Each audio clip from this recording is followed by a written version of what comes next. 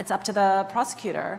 And so when I hear you say, on the one hand, there's legitimate policy objectives, and on the other hand, there's prosecuting crime, and these are separate, I'm not so sure they're separate. There are going to be there are choices about where to expend resources when it comes to charging all the time.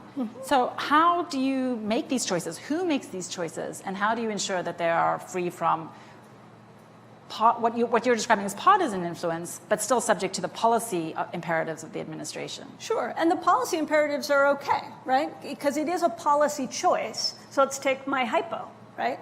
We got a lot of law students, let's take a hypo. My hypo was the policy choice is healthcare fraud.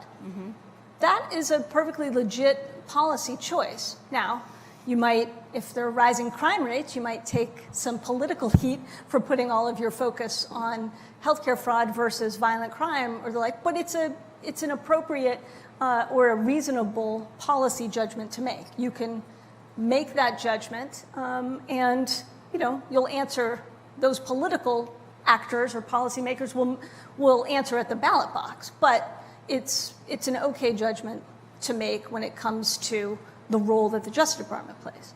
Now, how do we then, whatever the policy priority is, the enforcement priority is, how do you make sure that you're making those choices free of extrinsic influence? Now, look, the reality is we're all people. It's not like you kind of become a federal prosecutor and you undergo a brain transplant and you don't actually have views. But we do have what I referred to rather as the principles of federal prosecution.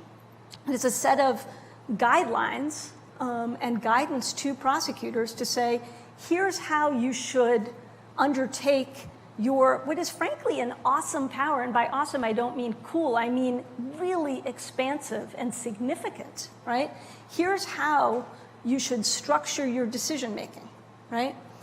And first is the conduct that you're looking at, is it a violation of law? Is it a federal crime? Okay, we've already established there's lots of that, so. Second is, do you have sufficient evidence to obtain and sustain a conviction, okay? Is there a substantial federal interest that will be advanced by pursuing this case and not the next case, right?